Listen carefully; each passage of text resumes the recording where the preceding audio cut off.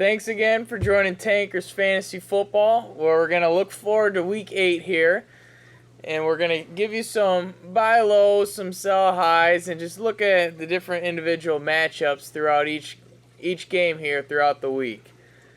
Now, we might be hitting you some waiver wires and, this and that. And don't forget to subscribe for my bro Harambe back there.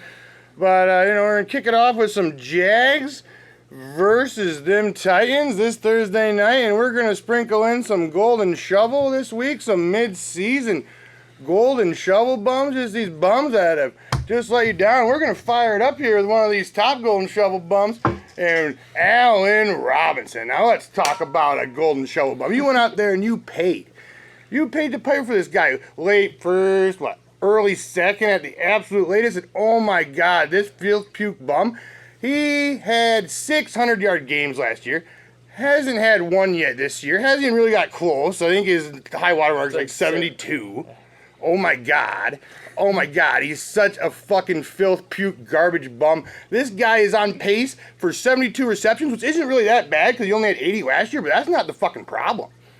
The problem is he's only on pace for 800 receiving yards on the season. It's like 789 receiving yards he's on pace for, and that is absolute trash. He is the 42nd ranked PPR wide receiver, and if you're talking 12-team leagues, we're talking about middle-of-the-road wide receiver 4 production this far. I mean, oh my God, and I know what you're saying. You're saying, but he's had his bye week, and some of these other jagoffs haven't had their bye week yet, and that doesn't matter. Whether they move from 42 to 38, get out of here. You know who's outscored? Oh my God. You know who's outscored this golden shovel bum through the first 7 weeks of the fantasy season? We're talking about bums like James White, who had barely any production until Tom Brady came back. We're talking about guys like Sammy Coates, who has 1 catch for 4 yards in these last 2 weeks combined. Oh my God. And we're talking about bums like Jack Doyle, who was on your waiver wires probably until last week. You're getting outscored by bums like Jack Doyle, James White, and Sammy Coates, Allen Robinson? Get the fuck out of here. What the heck is wrong with you, bitch? What is wrong with you? I'm talking about you might have to bench him until further notice. I know that's a hard pill to swallow, but my goodness. You have to wait and see on this one. If you got any other option, I'm talking about like guys like Tyrell Williams for the Chargers. Oh my goodness. I mean, these dudes, Tyrell Williams is guys you got off waiver wires weeks 1 and 2, and we're talking about you starting him over a guy you picked in the late first. I mean, but that is reality here. Had an A-plus matchup last week against the Raiders and got you next to nothing. But one Jags receiver that it's surprisingly been getting it going is Marquise Lee. This is a guy you might want to, if you're in a deeper league, he might be a pretty solid waiver wire ad. He hasn't found the end zone yet, but over the last 2 games, he's got 13 catches, and he's got almost 170 yards. I mean, I know that's not glisten and glam and out there and showstop main event, but that's better than Allen Hurns and Allen Robinson have done these last 2 weeks. It is. I know he hasn't reached the end zone. We're talking about, 13 receptions for almost 170 yards these last 2 weeks. That's worth the waiver wire look and look for a bye-week wide receiver 4 flex play. I mean, why not? And probably the only real stud in this matchup to look forward to on Thursday night really has to be DeMarco Murray. Oh, that's the only one. I mean, Delaney Walker's been turning it on a little bit lately. I mean, he's sluggish there with that hammy, but now I think he's back to form. But, I mean, DeMarco Murray is really the only superstar in this entire football game. It's ridiculous. You were able to get him, your 4th, 5th round, and if you waited on running back there, he's a solidified RB1, and I don't think there's any reason that's going to change the rest of the season. Oh, I mean, Delaney Walker, he has that bruised chest, but I don't think there's any reason he might not play. I mean, it is a short week on that Thursday, so, check back on the old Tankers Twitter there, and maybe I'll update you on those Delaney Walker sit-start, because, I mean, that could be a serious situation on Thursday night if for some reason this bruised chest carries over. We're moving on to them Redskins and Bengals in London again. We got another London game. Getting into the Sunday action here. We got a bright and early Sunday morning, and Matt Jones, who's been maybe getting picked up on some of these leagues. He might be having some reduced carries, some reduced production because he just can't hold on to the football. You know, on the football, we're talking about guys like Chris Thompson is going to start getting more work than him. I mean, that's the scariest thing. I mean, my goodness, Chris Thompson outproduced him last week. And if Chris Thompson can hang on to the football, I mean, even guys like Robert Kelly he stole a goal line touchdown from him last week. Robert Kelly did. I don't know. I mean, I know Matt Jones has shown up for you a couple weeks this year, but he is in no way like a solid RB2 or RB3 moving forward. I'm absolutely skeptical about it, and he probably should have sold high after he blew it up for 135 in a TD week 6. And Jordan Reed, he was cleared, but it's looking like he's going to be sitting again this week. And if so, I think he got a pretty decent flyer. I mean, you're looking like the Vernon Davis of San Francisco Mike Singletary days out there. I mean, maybe you can play fantasy football with him. Maybe you can win with him. I mean, this guy went out there. This is a great streaming tight end option, people. I mean, he went out there and caught 6 of 6 targets for 79 yards last week. I know that's not amazing, but we're talking about tight ends, and that's hard to come by. He had a touchdown a couple weeks ago. I mean, Vernon Davis is getting looks out there, and as long as Jordan Reed isn't on the football field, I expect Vernon Davis to produce bottom end tight end 1 numbers. I mean, he really could. I mean, he is definitely worth a streaming look. Well, yeah, I mean, the only guy, my goodness, Redskins, the only guy worth a damn in the receiving corps so far is Jamison Crowder, and he's been sketchy at best. You never know what you're going to get him. How are you going to start Jamison Crowder with any confidence? I know the guy had 7 out of 9 targets for 109 yards last week, but, I mean, my goodness. I guess you can run Jamison Crowder out there as a wide receiver 4. I mean, you can run him out there as a wide receiver 4. I mean, you can run out these fucking bums like Deshaun Jackson and Pierre Garçon. I mean, my goodness, they're dust in the wind out there. Deshaun last week had 8 targets, but only got you 35 yards. So the deep threat has not been there at all so far. It really, if Deshaun doesn't get one of them bombers for you, there's really no point in even plugging him in. No, Deshaun Jackson's completely fallen off the fantasy radar after the first couple of weeks where you thought you might have got a steal after he came out there and started performing, but I don't know. Deshaun Jackson's dust in the wind. He's a bum. He's a dirt bum. He's not even worth even considering starting anymore. I really don't believe so. And on the other team, luckily they don't have the problem having a whole bunch of no-names at receiver. Because A.J. Green caught all 8 of his targets last week for almost 170 yards, plus that Hail Mary touchdown. Oh, I was playing against him, that Hail Mary. I love A.J. Green, but Jesus Christ, I called it. As soon as they checked out here comes an A.J. Green touchdown. Oh, it was sickening. And what's going on here, Bengals? I mean, the guy caught all 8 of his targets. You only giving A.J. Green 8 targets? Let's go, Bengals.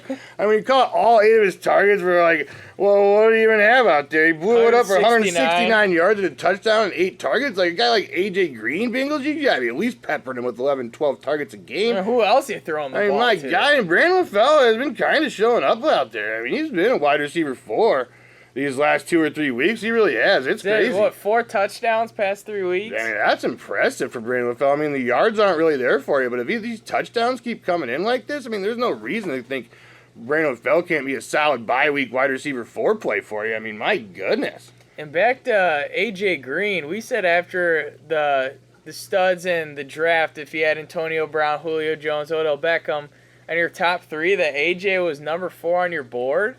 And if you did draft him, if you sewed him up at number 4, this guy's on pace for 114 catches and almost 1,800 yards. I mean, he's been more reliable than Odell Beckham has all year long. I mean, my goodness. I mean, Julio Jones even had a couple real big shitters out there, and A.J. Green is steady when ready, people. I mean, Antonio Brown has Ben Roethlisberger out. You know, they're talking about being back after the bye, but who knows? A.J. Green, we're talking about top 2, definitely top 3 receiver moving forward in any league, in any format. It's crazy. He is showstop main event. He's all they have. Like I said, I don't know why the hell they're giving him only 8 targets, because he's all they fucking got out there, Bingo. Sling it to the man. All right, a guy who played last week, but I believe he only caught 1 ball, is Tyler Eifert, looking like he's going to get a severely uptick in his snaps this week. He only had 15 in his debut of this 2016 season, but really, if he's healthy, he should be full go this week, and if he's in, I think he's a plug-and-play tight end 1, very touchdown-heavy target. Yeah, I mean, you got to get him back out there to get him going in the red zone. But, I mean, if Tyler Hopkins, if his snaps go up, I mean, 15 last week is really bad. And I feel I mean, if he can get it going and get those snaps like at least like doubled, maybe even like tripled, like he's easily going to have low end, tight end one numbers out there. I don't know if he's starting with confidence, but I think you should, I mean, barring if you have a very steady other option, I think this is the week to really plug and play him. I mean, the Bengals have struggled in the red zone. They've really missed him. And last year, a quarter of his catches were touchdowns. So this is a guy who can get touchdown in bunches. You go up there. If anybody you can say is going to get you a touchdown, I mean, I think this is the week where he comes back, maybe showcasing out there.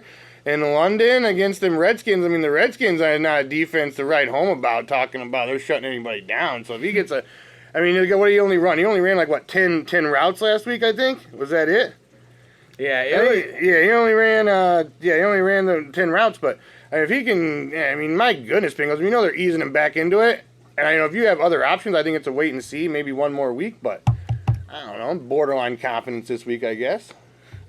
All right, let's go to the Kansas City Chiefs, traveling to Indianapolis to play the Colts here. We're bringing the shovel back out for Jeremy Maclin. He deserves it. He really does.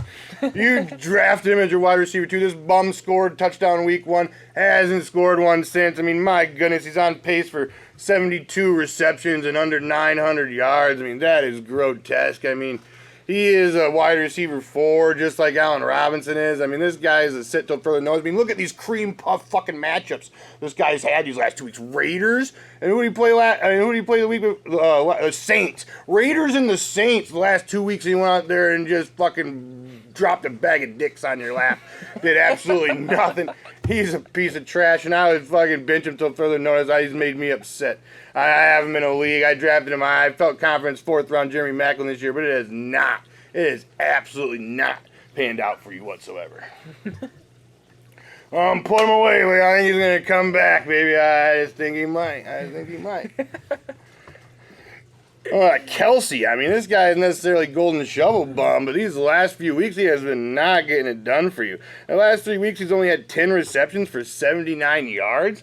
I know he got that cheap garbage time touchdown like 3 weeks ago, but my goodness, 10 receptions for 79 yards these last 3 weeks? That is awful. He's had one really good game, and it was week 3 against the Desolation Jets secondary. I mean, he had 6 for 89 and a touchdown in that game. Other than that, he's been very pedestrian. Very pedestrian. In Spencer Ware, another game last week, I'm scared for Charles' future.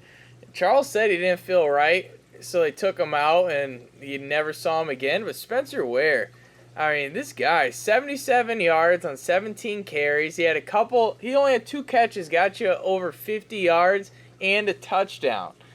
And I think this could be the back of the future for the Kansas City Chiefs sooner rather than later. Charles only played, 2 snaps last week? Didn't they come 0 points. Gave him an MRI on both knees or something, like coming into the game? I mean, my goodness, Chiefs. I know the Bills are goddamn idiots for running out McCoy, but what the fuck are you doing running out a guy who just got 2 MRIs on his knees? I mean, maybe they came back negative, but if you're willing to say he's banged up enough that we got to put him under the MRI, I mean, maybe he shouldn't be out there, Chiefs. I mean, my God. I mean, Spencer Ware, I think there's no way, shape, or form. I know this is crazy, but I think we just might have to pop this up here one more time and say, Jamal Charles is done. He is done. Spencer Ware is a great matchup against Indy. I think he's an RB1 this week. Ooh, I think in top 5 maybe. I mean, Lamar Miller's done dick shit all year, and he had a lost his mind against the Colts. So I think if Spencer Ware moving forward, going to get the line share, looking about 20-plus touches. I don't think there's any goddamn way he's not top 5 against the Colts. He's had at least 83 yards in every single game this year, including 3 games where he's totaled over 130. That's Boss Hogging. You're talking about a guy who, he's going to lose his workload sooner or later. I don't think that's the damn score at all. I think his workload might even be going up moving forward. I mean, I don't think we might be talking about Charles done for the year in the next 1 or 2 weeks. Who knows? You can talk pulling a Foster, retired. Yeah, it's getting dark. I don't even know what to think of it anymore. I mean, it's as murky as murky gets. I mean, you have no confidence in him. I mean, you bury him on your bench and almost forget about him at this point.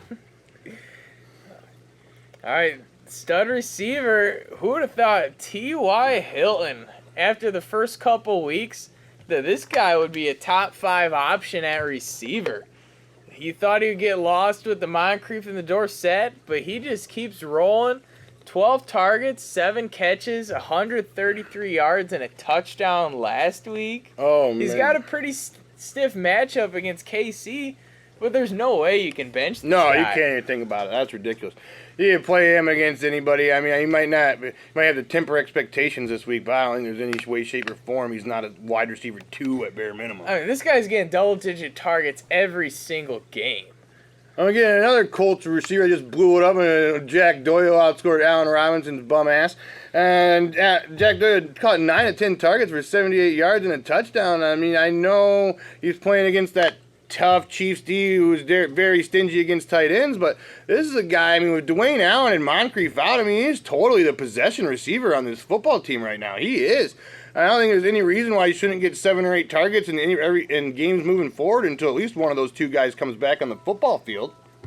And another guy who's been very surprising so far this year, old Dusty Frank Gore has been a solid RB2 for you. Oh, the solidest, and that's insane. I mean, this guy's on pace for 1,350 yards from scrimmage. I mean, who would have drummed up that shit before the season? I mean, my goodness, Frank Gore, I hated you, but I mean, if anybody's his ceiling is low, but if you're talking about guys that are going to go out there and get you 10 to 15 fantasy points every week, I mean, we're talking about Frank fucking Gore.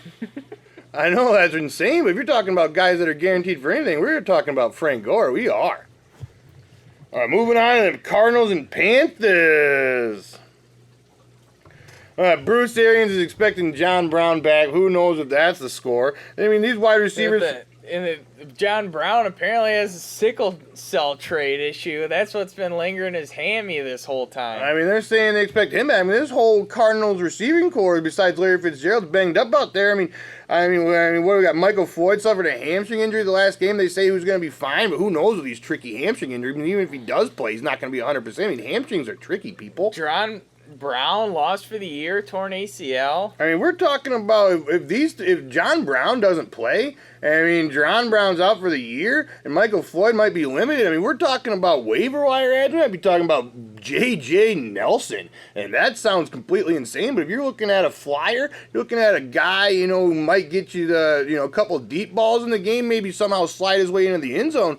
We're talking about J.J. Nelson. I think he is a boom or bust wide receiver 3, wide receiver 4 for this week if some of these guys don't play for you.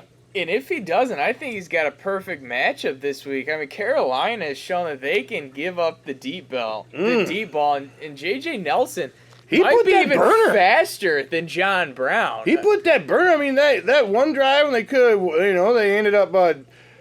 He almost got in the end zone, but he put the burner on Richard Sherman out there. It was one-on-one coverage, and J.J. Nelson put the move on him. There's a Richard Sherman slip or no slip. You get beat like bums by J.J. Nelson. You got to get noticed, baby. And of course, Fitzgerald, he's going to do his thing. 9 catches for 70 yards last week. I think he can have another very, very solid game against this very poor secondary of the Panthers here. Yards per catch is down, but he's definitely a solid wide receiver 2 if there ever was a solid wide receiver 2 out there. David Johnson, we don't really have to tell you much about him. The guy's a goddamn beast. I mean, he touched the ball 41 times. 41 times in a 6-6 overtime tie. I mean, my goodness. The only concern I really have about this guy is if he can hold up to this crazy workload that Arians has been giving him. I mean, my goodness. I know he's a young guy, but I mean, over 30 touches a game, I mean, that might do a little bit of work on him later on down the season, but maybe not. I mean, this guy appears to be the sexy boy deluxe. All right, Kelvin Benjamin.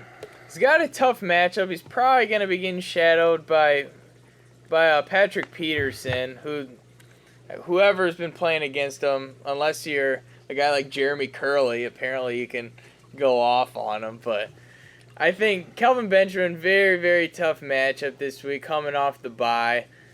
But one guy who's a very clear must start no matter what the matchup has to be Greg Olsen. And Greg Olson's been putting up crazy numbers, people. I mean, he has, 3 weeks over 20 PPR points, and his low water mark's 13 or 14 on the season. I mean, this guy is just beast moded. I mean, we're talking about screw tight in one, and we're talking about top 10 wide receiver number, Greg Olson. And we really are. And he only has 2 touchdowns on the season, and he's still just dropping these PPR numbers like it isn't no thing. He is sexy boying out there, and I love him. All right, we got the Jack Del Rio Red Raiders. Black Jack Del Rio, baby. Traveling to Tampa to play the Buccaneers.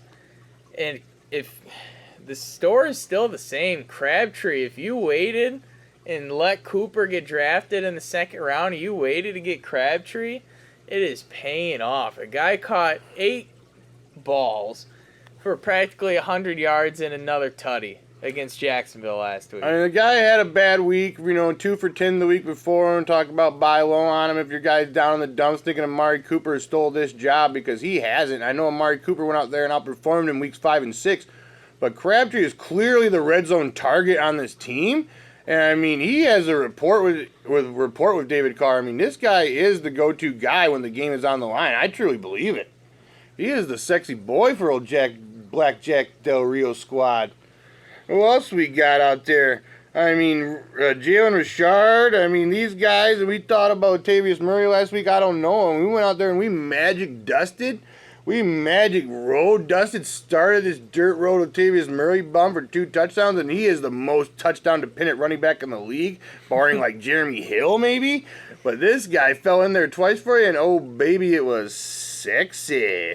I mean, this dude, Richard was only limited to 1 carry, and DeAndre Washington had 5 carries for 16 yards. And I know Latavius Murray isn't really sexy, but I think he's the guy they play in the red zone. I think he's the guy they look for to carry the bulk of this load week in and week out. And if he can stay healthy, I don't see there's any reason why he can't have borderline RB2, RB3 numbers moving forward. And a guy who's going to be looking like RB1 numbers here, Jacquizz Rodgers. We told you last week, if Doug Martin's healthy, he's a must-play. But if not, Rodgers is going to be in there against that awful 49ers running game. And this guy blew it up. Over 150 yards rushing. Didn't even get you a touchdown, but he just lost his mind out there. And it's looking like he's going to be getting the start again here against another very good matchup play against Oakland. Oh, Jacquizz Rodgers is a pencil in RB2 until further notice, until Doug Martin comes back or they start giving the ball to somebody else. Because, if he's getting the workload that he's getting against these teams that he's playing. Well, I think he's RB1. I don't think there's any reason why. I just can't give him the nod. He's got 30-plus touches. I know.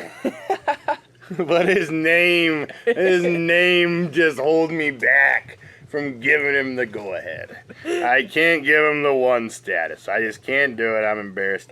And we talked about last week that Mike Evans is the only receiver worth a damn left for the Buccaneers, but maybe we're wrong, because old boy Russell Shepard from the depths of the sea, I don't even know where he came from. Special teamer deluxe, and making Cecil Shorts. They're talking about Cecil Shorts is going to start up. Cecil Shorts didn't even get targeted. Adam Humphries is a dirt trucker shit fucking bomb. He's worthless. This guy looking decent, sexy, catching 5 of his 6 targets for 77 yards and a touchdown, Russell Shepard. Who the fuck are you? Who are you, babe? But I'm looking, if you're hurting on wide receiver and you're looking for a guy mo, I think is a solid waiver wire ad. Who the hell else is left on waiver wire? I think this might be the only guy worth the 2 shits. Worth the 2 shits in those deeper leagues. Out of nowhere. No way this guy's rostered. Who the fuck's rostering this guy? He has to be out there in your waivers. All right, let's go to Seattle Seahawks versus the New Orleans Saints, and I think it's time for the shovel here. Oh, we're bringing it back, and this bum. PYU is a preseason darling. He looked good in those preseason games, but if you didn't watch any of those preseason games, you're like, why the hell did people pay a 5th or 6th round pick for this piece of shit? Tyler Lockett, my guy, has only gone, oh my God. Are you ready? He's only gone over 20 23 receiving yards in one game this year. 20 goddamn 3. 23 receiving yards in one game this year. I mean, what the fuck? No touchdowns. I mean, he's on pace for 34 receptions for only 440 fucking yards. I mean, this guy's waiver wire fodder, waiver wire fodder I've ever seen. I mean, these other guys, you know, you're like, I gotta hold on to him, but this kind of fucking bag of dicks, this bag of dick bum, I think you can just set him free. Just set him free. Just bring him out. And it might be time to show him the rabbits, you know. Just bring him out there and be like, think of the rabbits, Lenny. And then you just give it to him because this shit bum is a dirt fucking waiver wire. I mean, even in Dynasty, his value is absolutely in the fucking trash.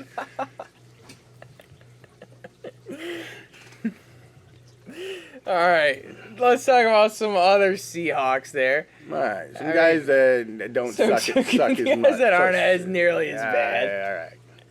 Doug Baldwin, you know, it's kind of been in the dumps. You know, he did put up that 6 for 69 last week, but I mean, he gets a pretty sweet cherry matchup against the Saints this week, and I think he's a must start against the New Orleans Saints. I think he is. I think he's at least a wide receiver 3 for you out there against these New Orleans Saints with wide receiver 2 upside. I mean, this guy, you gotta start him against the Saints. I mean, they're gonna be I think it's in New Orleans, so the Saints are probably gonna be able to score some points out there, even against the Seattle defense in New Orleans. So I think it's all systems go, Doug Baldwin, this week. Strap it on, get ready, put him in there, start him with confidence, feel good about it. Woohoo, baby. My Doug is your Doug. And another one of Russell Wilson's loves lately, Jimmy Graham's, I think he's back to form. He had a very tough matchup against Arizona last week. No one got in the end zone, obviously, in that game. But he got you 5 catches for 53 yards, was targeted 10 times. I mean, 10 times, 34 of those 53 yards came in that overtime, so he really got hooked up in that overtime matchup. I think he got 3 of his catches for 34 of those yards in overtime, so that really hooked him up. But 10 targets is a great sign for the future. I mean, he's been really grinding out there.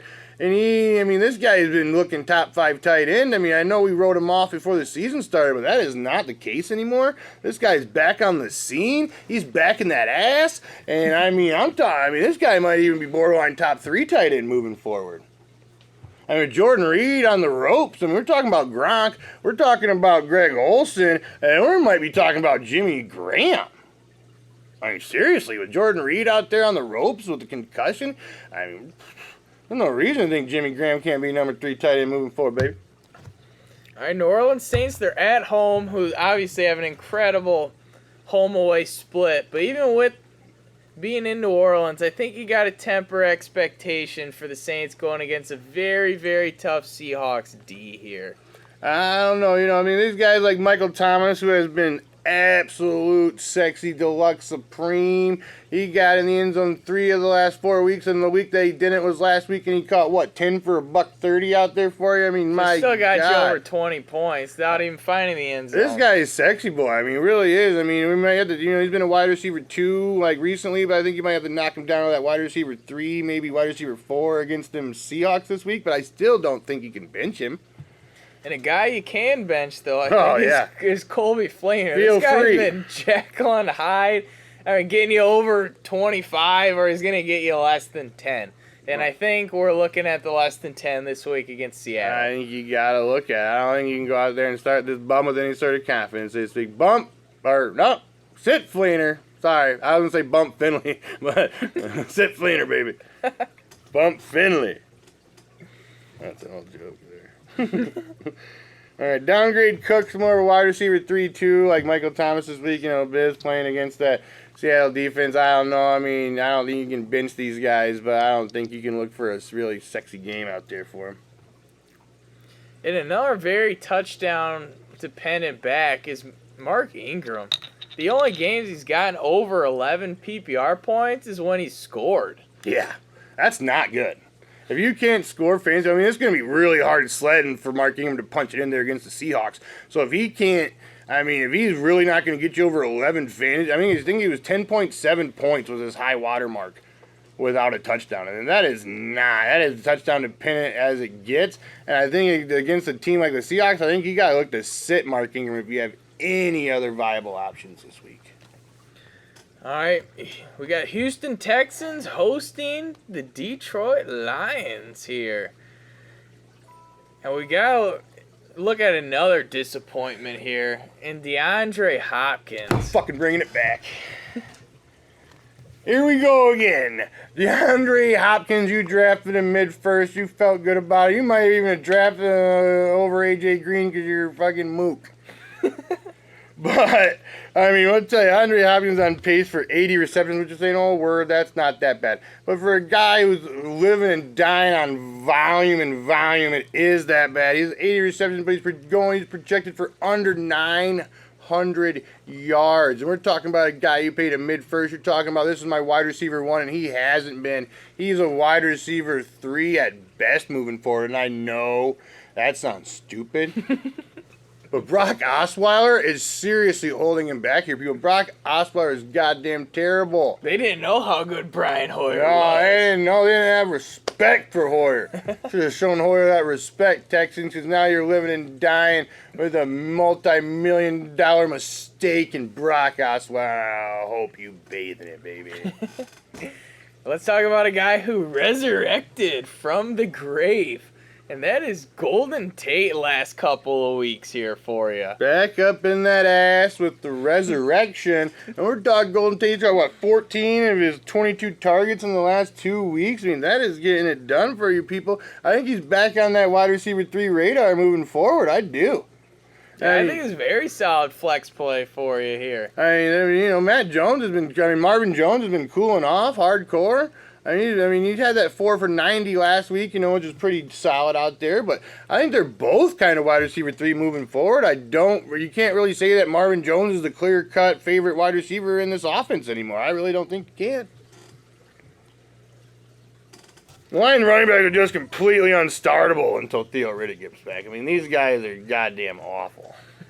Don't even think about it. Not even worth it. Just find somebody else. Anybody else, find them, put them in there. And we're talking about Brock Osweiler really cooling off DeAndre Hopkins. I mean, Will Fuller started out the season, systems blazing, but he's been struggling lately. Hey, since week 4, the guy's only had 5 catches, 26 yards. He did miss a game from injury, but still, this is not the explosive Will Fuller stretch in the field that we saw week 1 or week 2. I don't think this guy's no longer the guy that you drafted in the late round that's going to win you your league. I don't think he's no longer that guy. I think he's wide receiver 4 moving forward. Well, boom or bust wide receiver 4 moving forward. I mean, Osweiler has just looked like absolute trash. I know you thought you hit the goddamn cookie jar island out there with Will Fuller these first few weeks, and you thought this guy was going to help you win your leagues, but I just don't think so anymore. Lamar Miller followed up that 30-plus point game with a 9-point game? Yeah, I think it was a 9-8er or something, 9-9er. He was banged up a little. Alfred Blue was getting quite a bit of action. But he came back in the game, and I think he'll be limited in practice, but I don't think there's any way he can miss next week. I mean, if they think it's holding him back a little bit, and they do limit his workload at all, I mean, the only reason this guy has even been fantasy relevant so far this season because of his gross volume. I mean, he's just getting so much volume. And I mean, if they tamper that back, if they're talking about only giving him 12 to 15 touches if his shoulder's been ailing him, I don't know. I mean, lower expectations, maybe even consider benching him. And I know he's playing, he's playing that, who we got playing them Lions who have been giving it up, but I don't know. If they're talking about limiting his touches, if you got other viable options, I might consider benching him. Let's look at the New England Patriots and then them Buffalo Bills. Oh, damn Buffalo Bills, who are just stupid. What Rex Ryan talking about?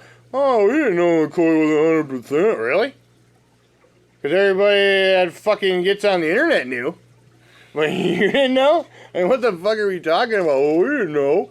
Well, now he's banged up and probably going to miss multiple weeks. And, if you start him again this week, Jesus Christ, Bills.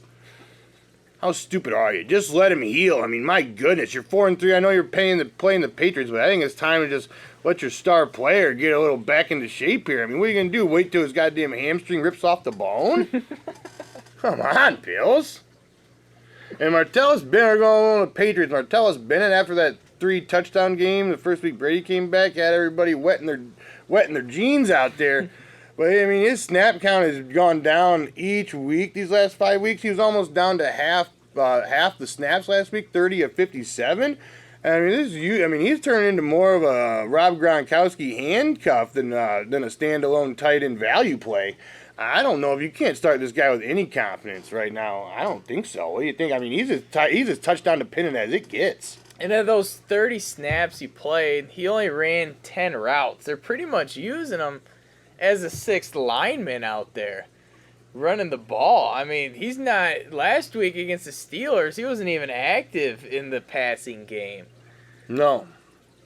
Yeah, that's very scary. I mean, they're talking about only bringing him for that jumbo package on these 3rd and short and goal line packages. I mean, who's only hoping prayers to get a play action touchdown? Otherwise, he's not going to do anything for you. 5 straight games where he's seen less percentage of snaps. And James White, you know, he was a decent play last week, but he salvaged his game by having that 19-yard touchdown reception. I mean, this was a very run-heavy game script. I mean, Belichick, you know, he saw what Jay Ajayi and the Dolphins did to the Bills the week before, so he said we're just going to run LeGarrette Blount down their throat and it's going to work. And then it did. So they just kind of stuck with it. So James White became, you know, he salvaged that game with that touchdown. But other than that, he really didn't do much. I don't think I'm not really worried about it. I think James White can... No, I think a lot of it is just going to go game flow. He's still got you double-digit points. So if you put him in as your RB2, I feel like you're still satisfied with it. It might work against you in this week, because guess who Jay Ajayi ripped for another 200 yards? The Buffalo Bills. And that's who the Patriots play this week. So, I mean, Belichick might be looking at that tape again and be like, well, let's give LeGarrette Blount another 20, 25 carries and just pound it down their throat. I think it's going to work. So, I mean, if they're looking to do that, I mean, James White temper expectations. I mean, he might be, I mean, I think he's at least an RB3, but I think he might be a decent RB2 play. Moving forward. I mean, you know, he's still going to get his looks. Let's talk about a guy, Julian Edelman here. This guy, you know, he had 9 catches on 11 targets for 60 yards. And that sounds great. In his season high, but this guy is still, at best, wide receiver 3, wide receiver 4 option right now. I mean, he only had 6.7 yards a catch on those 9 catches for 60 yards. I mean, that is not getting it done. And if you're not playing in PPR, this guy's been a dirt fucking waiver wire bench. Grab the pine and stay there, bum. I mean, he hadn't even reached the end zone in, 8 weeks going into last year? Yeah. If you go back to last year, it's been a half a season since he's caught a touchdown. I mean, he might get lucky and get in against them Bills, but I'm not really taking him to the bank by any means on him. Rob Gronkowski, you know, the man beast has returned to form. You know, people are down and worried about him, but, you know, he's coming back. He's winning games. He's averaging preposterous 121 receiving yards a game and having 2 touchdowns in that stretch since Tom Brady's come back. I mean, all systems go. Top tight end option moving forward. And getting back to McCoy a little bit, if he isn't going to go, I mean, Gillislee is available in most leagues. If you can pick him up for cheap and you have to throw someone in, if you're a very bye-week heavy lineup, he might be able to produce something for you. But at least hold on, because you don't know with these hamstrings, they can linger. I'm scared of Gillislee, though. I thought Gillislee was going to go in there and get some work last week when McCoy's ailing, but all of a sudden it was like Reggie Bush is getting fucking goal line carries. Reggie Bush is getting looks. I don't know what to do. I think if McCoy sits, I don't think you should start anything Bills running back this week. I mean, Mike Gillislee, I thought he was going to be that boy. You know, he's returned to Florida, you know, his redemption song, and it just wasn't. And I don't know what the hell Rex Ryan's thinking, because I think Mike Gillislee is by far a better player at Reggie Bush at this state of both their careers. But Rex Ryan apparently doesn't even know when his players aren't 100% healthy. So, I mean, I'm not writing anything down for what the fuck's going on in Buffalo right now. Let's take a look at the Jets versus the Browns here. Joe Hayden looking like he might be sitting again, and if he does, I think Marshall is due for a very nice bounce back game here. Oh, yeah. I mean, look what they allowed on 8 targets to A.J. Green last year. I mean, A.J. Green only had 8, I mean, last week, last year.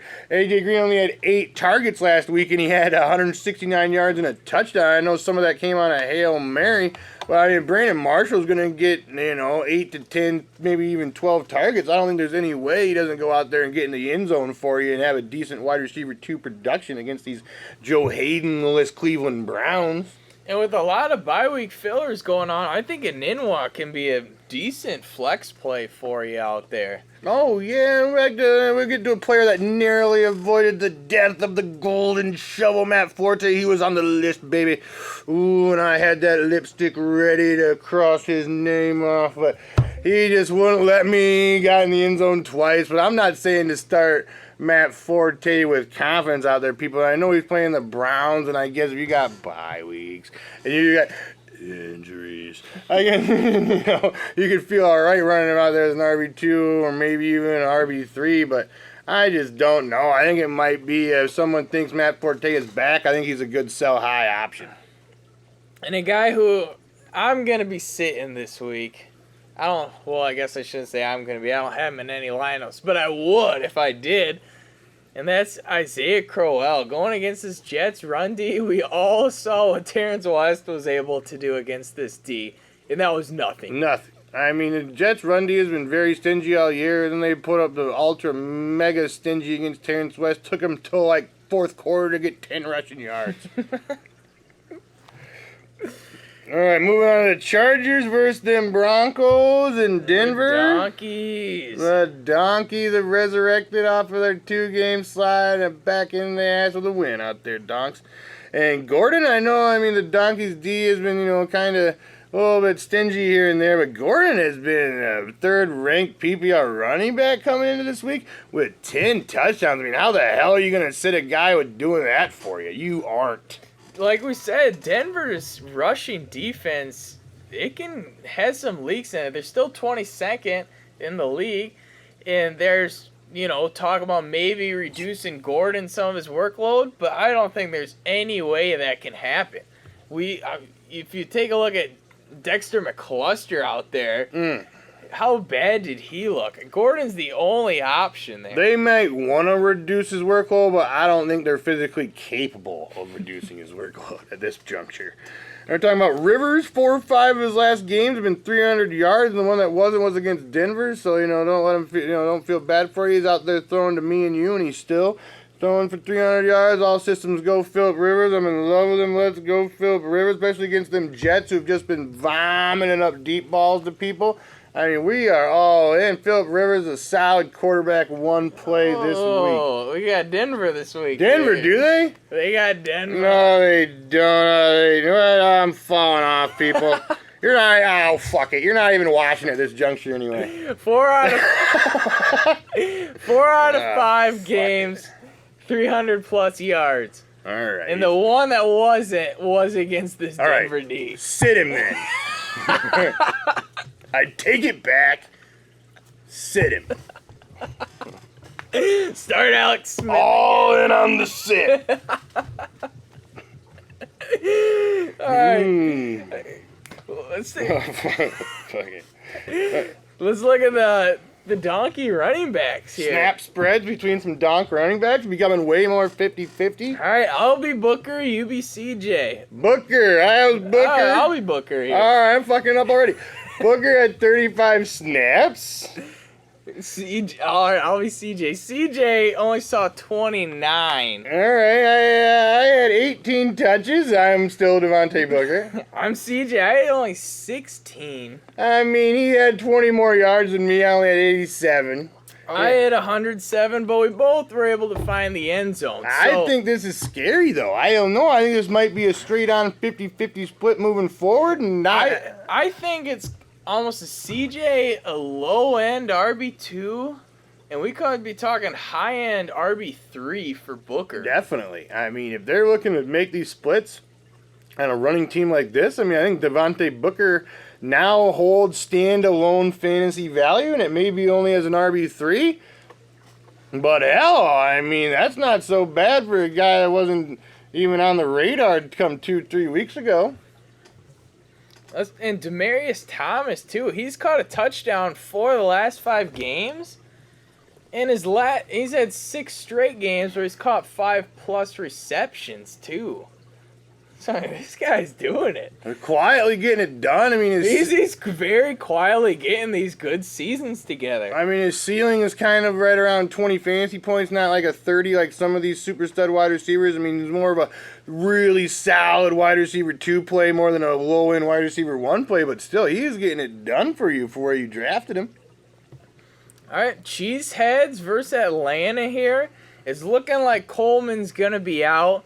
And if that's the case, Freeman has got to be an RB1 this week. Oh, even yeah. against the number 1 ranked Green Bay rush D. Who just vomited against the Cowboys. I mean, they shut down the Bears and they shut down a few of these other, not good running football teams. But we're talking about the Cheeseheads are going into Atlanta with Freeman having a very big workload out there with Coleman out. We might be talking about top 3 RB finish of the week for Devontae Freeman. And Julio Jones coming off a back-to-back 26+ points in PPR. And he's got a very good matchup against this Packers secondary that is really banged up. This could be another very, very good game for him. And plus, it's even in Atlanta. All right, we're talking about a guy, my motherfucker deluxe. We're talking about Ty Montgomery. I mean, he's even listed as a running back / wide receiver on like Flea Flicker and some of these other bigger sites. ESPN RB running back. I mean, what is even happening? I mean, has anybody ever been listed at 2 positions ever in fantasy football? I can't remember it. I mean, that's a sexy play. I mean, he's bye-week special guy, and if you're running him out there as your RB2 or RB3 with PPR with how many catches this guy's probably going to get, like 5 or 6 at least a game, I think you feel absolute confidence in this guy out there for you. Because if you can get him in as a running back, I think it's all systems go. I feel like if you're already solidified at 2 running backs, I feel like it's a lot tougher to throw him in as like your 3rd receiver or flex play. I mean, it's not like you're going to be sitting Cooks for him or anything like that. But the majority of his workload is going to be through the passing game. If you take out that 30-yard fluke run up the middle, the guy's averaging 2.5 yards a carry. So he's obviously not a running back.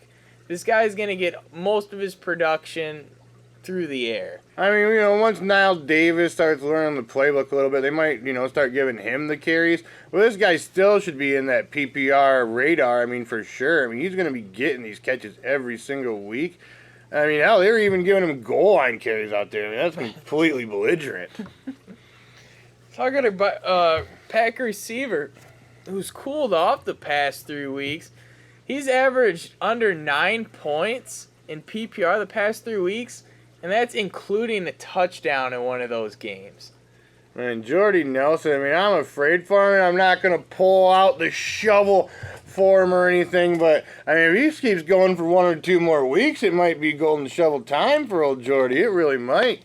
I mean, why he's on the slide? Look at what guys like Randall Cobb and Devontae have been able to do. I mean, Cobb has averaged 22 PPR points in his last 3 weeks, catching 27 of his 37 targets during that span. I mean, he's been getting it done out there for him. I mean, Randall Cobb has been that sexy boy. And even Devontae Adams had his first 100-yard game last week. I mean, Devontae Adams put up decent points 2 of these last 3 weeks, and he is sliding into that borderline low-end wide receiver 3 action, Devontae Adams. And if he's still out there on some of your waiver wires, I would go out there and swoop Devontae Adams up, people. Yeah, blew up for the 38 pointers. You have to expect that's going to be his high water mark, but I think he's going to have a pretty decent floor, getting more involved in this passing game. I mean, that touchdown catch he had around that guy was tight, man. I mean, who the hell? He had an out-of-body experience out there. With Starks and Lacey out, I don't think they're really looking to get the run game going at all. I think it's going to be a lot of 3 or 4 wide receiver sets, and I think Adams can be a solid wide receiver 3 play here. Oh, yeah, I'm all in on it. especially against the Atlanta secondary. Bust this on Sunday night. Eagles versus them Cowboys down in Jerry World. Let's talk about a whole bunch of Eagles. You want to just bring the goddamn shovel out for the whole fucking Eagle team. Here we go, bringing it back. I mean, we're talking about bums. And if you're still watching this show, people, you're going to hear the worst bum-a-tude you've ever fucking heard in your life. And we're talking about the last 3 weeks, the high water mark. Last 3 full weeks of fantasy action from this Eagle squad of all. We're talking about. We're talking Matthews. We're talking Green Beckham, Huff, Aguilar, Sproles, Ertz. Out of those 6 guys, oh, it's the motherfuckers. Of those 6 guys, the last 3 games, take any one of them, the high watermark has 13. 13 PPR points was the best any of these bums could do for you the last 3 weeks. That was a laundry list of shit bums. And the one who did get 13 was the one that wasn't on anybody's roster, and it was Aubrey Huff. I mean, my fucking God, Eagles. You fucking bunch of assholes. You aren't being able to do anything. I mean, look at, the best fantasy producer on this team is probably the kicker. I mean, he's out there at least clanging and banging out there. I mean, he's probably outscoring most of the four out of 5 or 5 out of 6 of these bags of dicks every week. I mean, this kicker's probably out there clanging and banging. I mean, my goodness, this is just garbage. You can't start any Eagle player with any sort of confidence. It is absolute trash. I mean, Jordan Matthews has had what? Like, he's only had 1 game over 4 targets in the last 4 weeks. I mean, my God, Jordan Matthews. I mean, you went out there week 1, you're like, oh, Jordan Matthews, you're going to be my sexy boy. And it was just like, nah, he turned back into that shit pumpkin he always was. And he's shit pumpkin deluxe, and he's got my face, and I think I'm going to put this shovel away now. Jimmy Eagle Buns. Another guy who I don't quite trust this week. It's looking like Dez Bryant's going to get back in the lineup. I know he's Dez Bryant. He's probably going to be a top 15 receiver down the stretch here. But first game back, it's a little scary for me. The Eagles' secondary is a tough matchup for him. So I would rather wait and see before you plug him in, unless you're absolutely dying out there. I mean, his targets weren't even really there before he went down. I mean, who knows what his production's going to be. They might try to force feed him the ball, I guess. Who knows? I mean, he might even be on a snap count out there. And I know it doesn't sound very Dez Bryant-like being on a snap count because he'd probably throw a little baby fit on the sideline about it. But that might be reality. I mean, he might be out there just decoying. Who knows? I mean, I definitely think it's a wait and see if you have any other viable options. A guy who's been getting it done, and he's just been beating. Been eating out there, eating dinner every fucking play. Ezekiel Elliott, in the last 4 games, he's had at least 130 rush yards and at least 160 total yards. My God. I mean, Ezekiel Elliott is exploding into the atmosphere, and he's left the planet. And he is definitely a top 2, top 3, no matter what running back option moving forward. I mean, him and David Johnson. That's the only one you can say. Top ends, no matter what matchup. Those are the only 2 guys. That's the only one you can say is good that you think might outproduce him on a weekly basis is David Johnson. That's it. Let's talk about the beautiful Monday night game. The Bears have got a lot of primetime action. Yeah, that's fucking stupid. Who the hell is that? We quit exposing us to a national audience, man.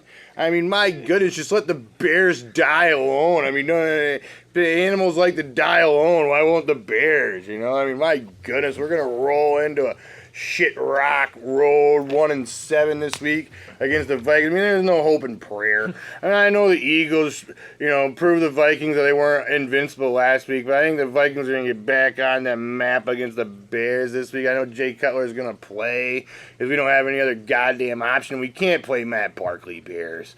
You can't. That's a fucking embarrassment. How are you going to run Matt Barkley out Oh my fuck. In front of a national audience and millions of fucking people. You know, Matt Barkley out who couldn't even throw for 200 yards in an NFL game in his wet dreams. I mean, this guy is a goddamn bum Bears. And I know I hate J-Rock, but my goodness. At least J-Rock can play quarterback in the NFL. Matt Barkley is a piece of trash bum. I mean, Alshon Jeffrey, talking about moving him to the Eagles, and I'm basically on board with it. I mean, stock up. Rebuild. Tear it down, Bears. I mean, there's no reason to pay a wide receiver $15 million when we're on a goddamn rebuild. I mean, this guy hasn't even scored a touchdown for you, Bears. I mean, this guy isn't even, he's not even being wide receiver one. You're not even a wide receiver 2 in fantasy, Bears. I mean, it's time to just move on from him. If we can get a first-round pick and any other draft consideration, I'm all fucking in. Even Jordan Howard has seen his production slipped. He's getting less touches to carry. I mean, Jordan Howard's a strong sit. I mean, you can't play any of these. You can't play anyone against the Purple Rain. You can't play Minnesota a Bear D against the Purple Rain. You can't suit up any of these Bears against the Rain this week. Bench them all. Vikings, they had a lot of sell highs at the beginning of the year, but if you held on to them thinking they were going to be your boys all year, I mean, you missed the train. Yeah, you're feeling bad about it. Rudolph has averaged 7 points the last 2 games. Stephon Diggs, first 2 games, 25-point average. Last 3 games, he's averaged 7. I mean, the guy had 285 receiving yards in the first 2 weeks combined, and he's only got 105 yards combined in his next 3 contests that he's played in. I mean, oh my God, Stephon Diggs. I mean, this guy's a bench. This guy's a bench for North. Even Cordell Patterson is too easy is making him look bad out there. I mean, Cordell Patterson scored both his past 2 weeks? I mean, getting more targets, getting more receptions, getting more yards than Stephon Diggs. And we're talking about waiver wire ads from the depths of the sea. We're talking about Cordell Patterson. Another guy to keep in mind, McKinnon's pretty banged up. He went out of the game a couple times last week. If he doesn't suit up in Chicago, I mean, Asiata here, he's not only being a goal line back, he's got 11 catches his last 3 games. I mean, he's going to be a solid RB2 against these shit line Bears this week. He's going to be. Now, if you can pick up Matt Asiata or you got him on your bench, I'd definitely run him out there against these Bears. He's the only one left standing in that backfield. And who are they going to bring? Ronnie Hillman? Oh, no. Can't let that happen. Yeah, fuck you, Kyle. All right. I think that's it for this episode here. Going out with a bang, baby. Make sure you subscribe, like our videos, leave us comments. We got the Twitter. Yeah, on the Twitter. Always hitting you with the fancy advice through the week, people. Join us on the Twitter, man. As who do I starts question below. I'm in love with all that shit. I really am. And we're still watching almost an hour in. Even if your name is Kyle, I love you. Thanks for watching.